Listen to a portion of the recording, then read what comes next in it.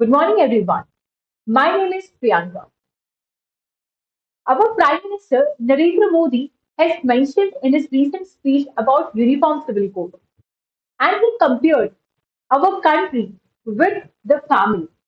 And he said, as all the members of a family have common set of rules and regulations, similarly, our country should also have a common set of rules and regulations for all the citizens of the country. And from here, he talked about the proposal of uniform civil code. देखिए, चाहे 100 साल पहले की बात हो या अभी की बात हो, इनरिलेवेंट जो प्रैक्टिसेस होती है वो ज्यादा लंबे टाइम तक नहीं चल सकती। अगर हम पहले के बारे में बात करें तो जैसे कि फीमेल फर्टिसाइड्स हुआ, पर्दा सिस्टम हुआ जिसको हम घूंघट प्रथा भी बोलते हैं, या फिर सती प्रथा हुआ, वुमेन का एजुकेशन के अंदर रोक लगाना हुआ। ये सारे वो मैटर्स है, जब तक लोगों के आंखों पे पड़ती थी तब तक ये चला, लेकिन एक बार अगर लोगों को इसके बारे में पता चलता है, that is known as awareness, तब ये ज्यादा देर तक नहीं चल सकता। Same thing is happening today. Why we are talking about to bring the uniform civil code? Because जितनी भी पर्सनल लॉज हैं उन सब में कहीं ना कहीं बायसनेस दिखती है अगेंस्ट द वुमेन, बिकॉज ये जो पर्सनल लॉज है वो बहुत पहले के टाइम पे बने। So before understanding this topic in detail, my name is Priyanka. I welcome all of you to my channel. I request all of you to subscribe my channel, like and share, and please subscribe this channel so that I can provide you all the news updates on time. Now let us begin our today's discussion. First of all, what is Uniform Civil Code? देखिए, uniform civil code को समझने से पहले हम थोड़ा सा India की जो मॉडर्न हिस्ट्री है वहां पे जाते हैं, या फिर हम जब ब्रिटिश का टाइम था वहां पे जाते हैं। जब ईस्ट इंडिया कंपनी इंडिया में रूल कर रही थी, तब इंडिया के अंदर कोई एक common set of rules and regulation वाला सिस्टम नहीं था।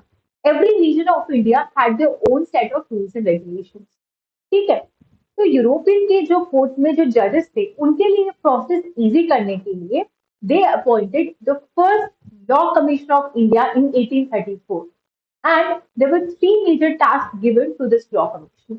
First of all, to codify the Indian penal code. Second, to codify the criminal and civil procedural law and the laws regarding the non-Hindu and non-Muslim population. और यहाँ से एक common जो law है उसको कॉडिफाई करने का जो प्रोसेस है वो चालू हो जाता है। लेकिन बाद में ये देखा जाता है कि 1857 का एक रिवॉल्ट जो है टर्निंग पॉइंट था। After the revolt of 1857, British Crown क्या करता है? British Crown takes the administration of India from the East India Company. तो पूरा पावर किसके हाथ में आ गया? In the British Crown. And here, British Crown established the Criminal Procedure Code in 1861. और यहाँ से हम बोल सकते हैं कि आपके पास जो ब्रिटिश क्राउन है उन्होंने 1861 में, you can look over here that 1834 was the time जब लॉ कमीशन जो है वो बनी थी। तो this was the first law commission of India. And then 1861 के अंदर आपके पास क्रिमिनल प्रोसीजर कोड का स्टैब्लिशमेंट होता है। लेकिन the point to be noted over here is they excluded, and again clarifying it, they excluded the personal laws. Give me a second. तो यहाँ पे पर्सनल लॉस को बिल्कुल भी इंक्लूड नहीं किया गया था। यहाँ पे पर्सनल लॉस का मतलब क्या है? आपका मैरिज को लेके कोई भी है, डाइवोर्स को लेके अगर कोई मैटर है, या फिर प्रॉपर्टी को लेके कोई भी मैटर है, तो ये जो मैटर्स वाले जो डिस्कशन है, ये हर रिलीजन जो है अपने रूल्स और रेगुलेशन एक अलग फॉर्म में बना सकते हैं, वो आपके पास पर्सनल लॉस के अंदर आता है। तो criminal procedure code was establish जिसमें आपके पास पर्सनल लॉस जो है वो नहीं आएंगे। ठीक है, तब से लेके अब तक ये जो क्रिमिनल प्रोसीजर कोड है इसी तरह से चलता हुआ आ रहा है, and this was made under Lord Macaulay. लेकिन ध्यान से हम इस चीज को नोटिस करेंगे कि ये जो पर्सनल लॉज है और जो क्रिमिनल प्रोसीजर लॉ है, अगर ये आपको समझ में आ गया तो यूनिफॉर्म सिविल कोड आप आसानी से समझ पाएंगे।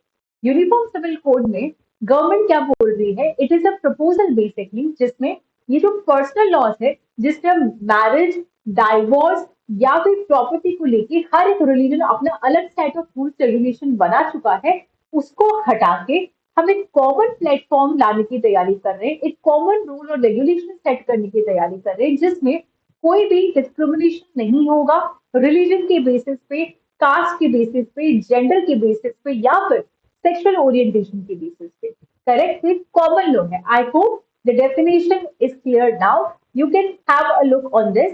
It is a proposal in India that is aimed at replacing the personal laws based on the religion, customs, traditions with one common law for everyone, irrespective of the religion, caste, sexual orientation, and gender. Now, is it the part of Indian Constitution? जी हाँ, ये हमारे Indian constitution का बिल्कुल part है। Part 4 जो है हमारे Indian constitution का, वो डील करती है directive principle of state policy के साथ।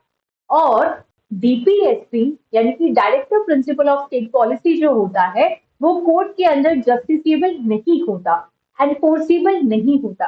यही कारण है कि अब तक जो यूनिफॉर्म सिविल कोड है हम एनफोर्स या जस्टिफाई नहीं कर पाए हैं। ये एक ऐसा मैटर है जो बहुत सालों से डिस्कस हो रहा है, लेकिन ये बहुत ही डिस्प्यूटेड मैटर है, एक अनरिजॉल्व इशू है। तो हम बोल सकते हैं कि ये under article 44 of part 4 of the Indian Constitution, that is directive principle of state policy, it is part of the Indian Constitution। और ये हमारे पास जस्टिसेबल नहीं है, एनफोर्सेबल नहीं है। लेकिन जो डीपीएससी है वो बहुत ही ज्यादा इंपॉर्टेंट है। ऐसा नहीं है कि वो इन्फोर्स नहीं कर सकते या फिर ये जस्टिसेबल नहीं है तो इम्पोर्टेंस नहीं होगा, ना जी ना। It is very important DPSC. How? जो डायरेक्टिव प्रिंसिपल स्टेट पॉलिसी है वो एक सोशल सेक्टर को अपलिफ्ट करने के बारे में बात करती है। कैसे? सोशल जस्टिस देके, पॉलिटिकल जस्टिस देके, इकोनॉमिक जस्टिस देके। सोशल जस्टिस जो है उसके अंदर आपके पास ये जो इंक्लूड हो जाएगा, एग्जाम्पल किसका? यूनिफॉर्म सिविल कोड का। ठीक है जी। Now we will discuss about is it good or bad. That means advantages of bringing the uniform civil code or disadvantages of bringing the uniform civil code. पहले हम disadvantages देख लेते हैं, यानी कि जो opposition है उनके पॉइंट्स को समझ लेते कि उनका क्या कहना है इस पॉइंट को, यूनिफॉर्म सिविल कोड को क्यों नहीं लाना चाहिए। फिर हम आइए हमारे एडवांटेजेस पे। एडवांटेजेस को जाते देखते टाइम हम सुप्रीम कोर्ट का जो मैटर है, सुप्रीम कोर्ट इस मुद्दे पे क्या कहना चाहती है उसको हम समझेंगे। ठीक है, तो पहला यहाँ पे है कि why you should not have a uniform civil code, यानी इसकी अगेंस्ट पे हम यहाँ पे डिस्कस कर रहे हैं।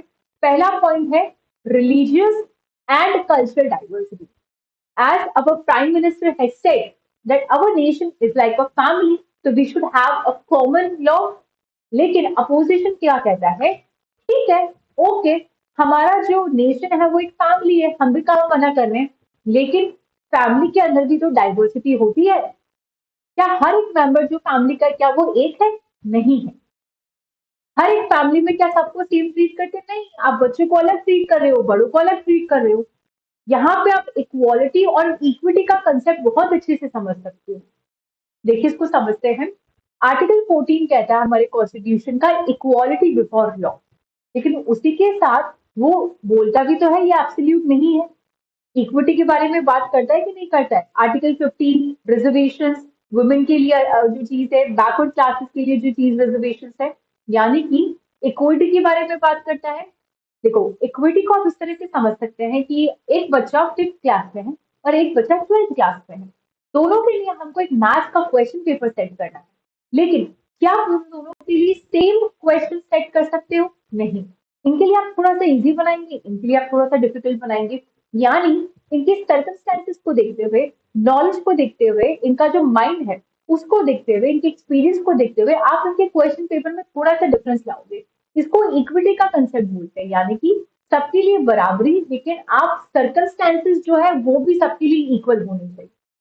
सेम यहाँ अपोजिशन का कहना है कि India is a land with diversity, जहाँ रिलीजन अलग है, सबके लिए रिलीजन एक सेंसिटिव टॉपिक है, सबके लिए जो बैकग्राउंड है वो अलग है, तो आप यूनिफॉर्म सिविल कोड लाने की यहाँ पे बात नहीं कर सकते। और इसी मैटर पे जो लॉ कमीशन है वो भी यही बोलता है कि हाँ मैं बोल रहा हूँ कि इसको रिविजिट करने की जरूरत है, लेकिन मैं पर्सनल लॉज को हटाने की बात नहीं करता हूँ। लॉ कमीशन बोलता है कि it is not desirable and not even necessary at this stage to bring the uniform civil code। Instead हम जो भी ड्रॉबैक्स है, प्रीजुडिसेस है, डिस्क्रिमिनेटिव प्रैक्टिसेस है पर्सनल लॉज के अंदर, उनको स्टडी कर सकते हैं, उनको चेंज करके अमेंड कर सकते हैं। लेकिन इनको पूरी तरह से खारिज करके कॉमन लॉ माना, ये एक बहुत ही इंटेलिजेंट डिस्कशन डिसीजन अभी नहीं होगा। सेकेंड पॉइंट ये आता है, that is it is against the right to freedom of religion. हमारा कॉन्स्टिट्यूशन जो है, अगर आप डीपीएसपी को लाने के बारे में बात करते हो, यूनिफॉर्म सिविल कोड, तो कॉन्स्टिट्यूशन का जो फंडामेंटल राइट है, आर्टिकल 25 से 28, वो फ्रीडम ऑफ रिलीजन के बारे में बात करता है। आप उसमें इंटरफेयर करोगे, यानी एक कॉन्स्टिट्यूशनल प्रोविजन दूसरे कॉन्स्टिट्यूशनल प्रोविजन के साथ कॉन्फ्लिक्ट कर रहा है, तो ये पॉलिटिकली इतना इजी प्रोसेस नहीं होगा। It is a complex process, तो आप इसमें थोड़ा सा डिस्कशन करो, कंसेंट करो, this is not the right time. Then opposition बोलता है कि ये जो मेजोरिटेरियन गवर्नमेंट है, उसका जस्ट इलेक्शन से पहले ही अनाउंसमेंट करना is diverting people from the real issues. Real issues as an, आप बोल सकते हो मणिपुर है, मणिपुर इशू। क्या हमारी पीएम ने अभी तक इस मुद्दे पे कोई एड्रेस किया पॉपुलेशन को, जनता को? नहीं। नॉर्थ ईस्ट में इतना बड़ा फेलियर है लॉ एंड ऑर्डर का, क्या पीएम ने एड्रेस किया? नहीं। मणिपुर वायलेंस अगर किसी को नहीं पता है तो इसके लिए आप मेरी प्रीवियस वीडियोस देख सकते हैं, जिसमें मणिपुर वायलेंस मैंने बहुत अच्छे से एक्सप्लेन किया गया है। And as usual, valuable feedback are always welcome. I would like to improve on my next videos as per your valuable feedback. All right.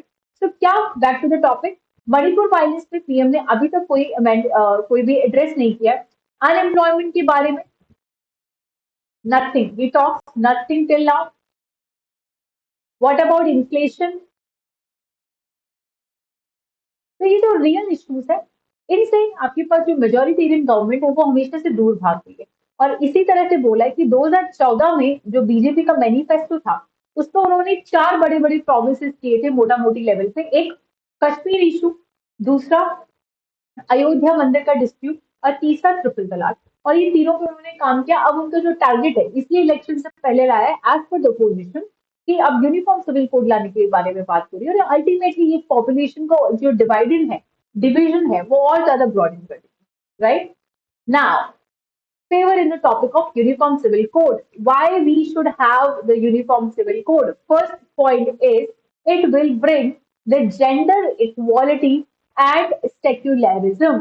Gender equality कैसे, ये हमने स्टार्टिंग में ही डिस्कस कर लिया था कि जितने भी आपके पास पर्सनल लॉज हैं उसमें वुमेन के लिए ज्यादा सपोर्ट नहीं होता, क्योंकि वो बहुत ही पहले के लॉ बने हुए हैं, उसमें आपको चेंजेस लाने ही लाने पड़ेंगे। तो ये जेंडर इक्वालिटी को शो करता है। और उसी के साथ आप इसको ऐड कर सकते हैं पॉइंट को, मॉडर्नाइजेशन एंड रिफॉर्म। देखिए, हमारा जो कॉन्स्टिट्यूशन है उसमें अमेंडमेंट का प्रोसेस ऐड ही इसलिए किया गया था कि इन फ्यूचर अगर सोसाइटी के अंदर चेंज आती है तो बदलती सोसाइटी के हिसाब से आप अपने कानून को संशोधन कर पाए। That means you can change your laws as per the change in the Indian society. तो सिमिलरली वुमेन की कंडीशन उस टाइम और वुमेन की कंडीशन अभी, उसमें जमीन आसमान का फर्क है। तो हमको जो लॉस है उसमें भी आपको चेंजेस लाने पड़ेंगे, जो पर्सनल लॉस है उसमें भी आजकल चेंजेस लाने पड़ेंगे। क्या मतलब, क्या वुमेन के लिए एजुकेशन के लिए इतने लॉस है, वो पढ़ रही है, वो जॉब जा रही है, लेकिन अगर उसकी मैरिज में कुछ गड़बड़ हो जाती तो उसको उसी रूढ़िवादी जो लॉज रेगुलेशन है उसके साथ डील किया जा रहा है। Right, so this is something on which we need to work, and we should can say it is in the favor to bring the uniform civil code, right? And second point, I would like to say that it is the simplicity and clarity of law कि इतनी बड़ी country में इतनी बड़े population को, diverse population को, दो अलग अलग लॉ से रूल करना थोड़ा सा डिफिकल्ट होगा। And most importantly Supreme Court. देखिए, सुप्रीम कोर्ट से बड़ा कोई नहीं। Supreme Court is a guardian, is a protector of the rights of the citizen of a country. Supreme Court ने समय समय पर बहुत सारे केसेस के थ्रू ये बोला है कि अब ये जो बहुत लंबे समय तक यूनिफॉर्म सिविल कोड का जो मुद्दा पेंडिंग है उसको इम्प्लीमेंट किया जाए। और इसके लिए एक फेमस केस है आपके पास, मोहम्मद अहमद खान वर्सेस शाहबानो केस। इस केस के अंदर शाहबानो केस जो है, मोहम्मद अहमद खान उनके हस्बैंड है, वो शाहबानो को डाइवोर्स दे देते हैं। और उसके बाद में जो शाहबानो केस है वो अपना जो अमाउंट है, मेंटेनेंस अमाउंट है, वो उसका डिमांड करती है, लेकिन उनको मना कर दिया जाता है as per the Muslim law लेकिन जब सुप्रीम कोर्ट के पास ये मुद्दा पहुंचता, वो शाहबानो केस का फेवर लेते हैं और बोलते हैं कि क्रिमिनल प्रोसीजर कोड जो है उसका सेक्शन 125 जो है उसके अकॉर्डिंग शाहबानो केस को शाहबानो जो है उनको ये जो मेंटेनेंस अमाउंट है वो मिलना चाहिए। तो यहाँ पे जो चैलेंज था personal law versus criminal procedure code, इसमें किसको चूज किया जाए, और यहाँ पे सुप्रीम कोर्ट ने हमेशा से अपनी सुपीरियरिटी दिखाते टाइम अपना बहुत ही अच्छा जजमेंट दिखाते हुए जो शाहबानो केस है उसमें उन्होंने क्रिमिनल प्रोसीजर जो कोड है उसका सपोर्ट दिया, एक वुमेन का सपोर्ट दिया, अपलिफ्टमेंट ऑफ द सोसाइटी की तरफ एक पॉजिटिव जेस्चर दिया। I hope this topic is clear. And most importantly, अगर शाहबानो केस के बारे में if you want to talk, if you want to discuss in detail, it is available in my next coming video. Please subscribe my channel. आपको notification मिल जाएगा and you can see the complete video on the Shabano case on my channel. All right. I hope this topic is absolutely clear to everyone. Thank you so much. That's it for today.